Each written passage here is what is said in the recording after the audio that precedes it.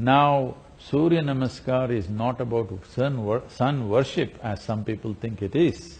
Surya Namaskar is about integrating the sun within you. There is no life on this planet which is not solar powered. All of us are solar powered, whether it's a plant, animal, insect, bird or human being. Essentially, we are solar powered. If you manage this solar energy within you in a certain way, then you will live a certain quality of life. Surya Namaskar or Surya Kriya, which is a higher level of practice, if you do these practices, you learn to manage your energy well. This is needed for everybody. I refuse to recognize people as Muslims or Christians or Hindus. I see human beings as human beings. This is a technology for human well-being. Let's understand that much. But does the implementation of yoga need such a confrontation? See, if yoga was implemented by previous governments, nobody would have protested. Because a particular government, now a particular party is in power and people recognize that as belonging to a certain community, these problems are coming. Otherwise, right from 1947, if everybody said in all schools you must practice yoga, gladly everybody would have practiced. I'm saying people are taking a political stance. The problem with the country right now is, people have predetermined stance about everything. This must go. All intelligent human beings look at every issue as it is. What's good for us, we must choose that, rather than taking predisposed positions on everything. Do you saying that yoga is a separate thing from Hinduism or Hindu religion?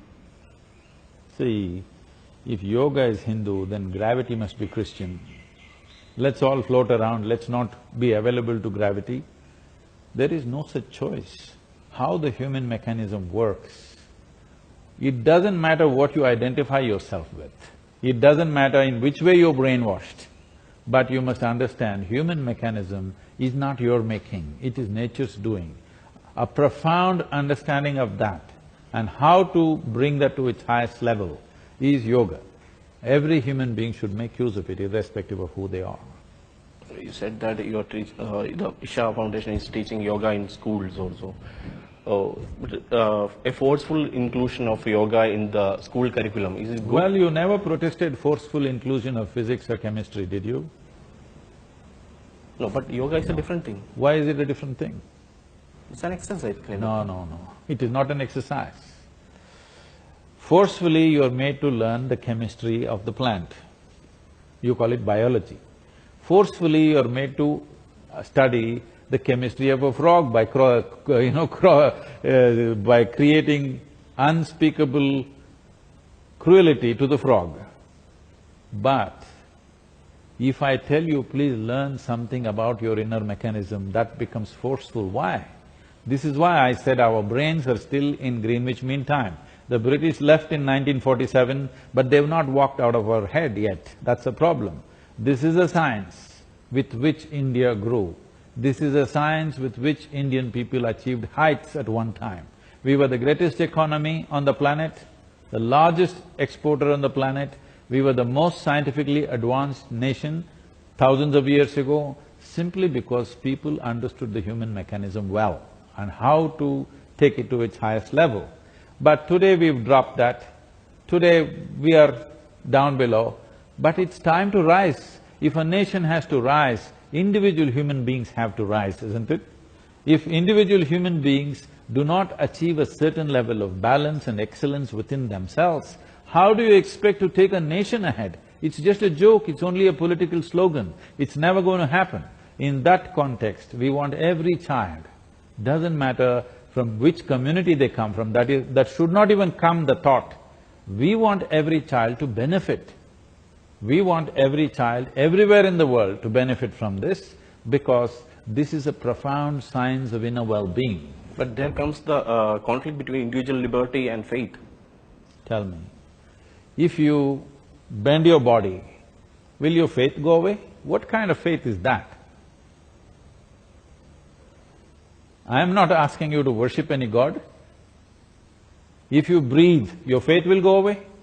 If you don't breathe, your life will go away. You must know that. About the faith we are talking. See, the faith problems are not faith problems. These are political issues. As I said, If yoga was brought by another party or another government, nobody would have protested. Unfortunately, it is being brought by a party which is recognized as Hindu. Because of that, this problem. You said that yoga is a science, but most people believe that it's a kind of faith or it's a practices. Who is that most people? I believe so. You believe so? I'm telling you, then you have not practiced yoga, obviously. Yeah. Yes. So if you assume things which you have not practiced, which you are not exposed to, what can I do? See, you have no exploratory mind. You have a prejudiced mind. What to do? Please explore and see. Just do yoga and see whether your faith will change or not. In the Surya Namaskar case, they don't want the chanting at that time. There is no chant in Surya Namaskar, whoever is adding it. But today I had a breakfast from here. So there is a chanting before the breakfast. What is the chant about? Did you know the meaning of the chant? Yeah, I know that. What? Om Sahana Bhavatu Sahana Bhunaktu. Yeah, what does it mean? Let us eat together, let us be together, let us generate energy together, and let us create something beautiful together.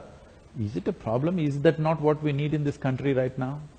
In a diverse nation like this, where there are 100 different differences between all of us, is it not important we chant Sahana Bhavatu?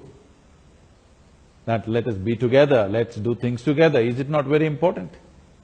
Why is it against your faith or my faith?